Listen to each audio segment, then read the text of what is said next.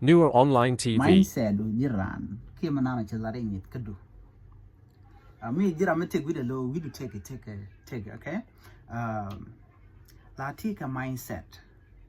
gwam mo bi char bi la tano no be yiglat re take da keleo ano jin be bila nogna me bila re ngit kadu chabu jungu jeno ngak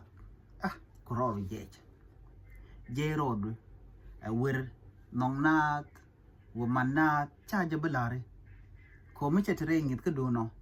chobe benen jo yewer no